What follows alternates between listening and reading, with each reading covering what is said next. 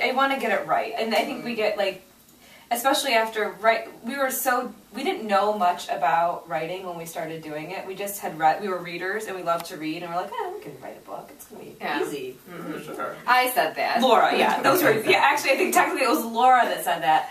Because I had read so many books, and I thought we could totally do this. It's got to be easy to be published. Like anyone could do this. And I said, you can do it with me. It'll be fun. And it's not. I mean, it's not. It was fun, but it's hard. And I think the more books that we write, sometimes you get a little bit of that fear because you know.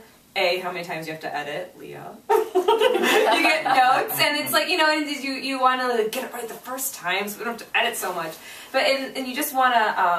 I think it's always important for me to I want to be true to the characters. Like I don't ever want to write something that sounds like a 33-year-old woman wrote it.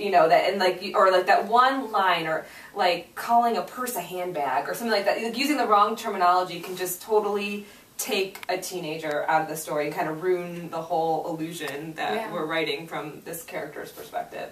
So I think that's the hardest part for me sometimes, is if you get in your own head a little bit about that kind of stuff, you can second guess a lot of things.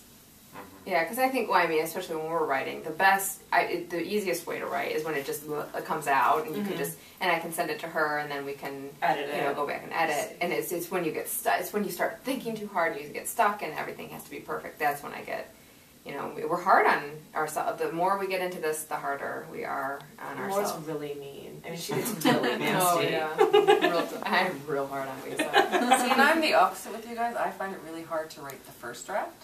And I love revising. Oh, I love editing. yeah. Or that's my good part. For me, getting the actual story, because I know it's there, but I have to put it down and do it, and then then I can work with it after.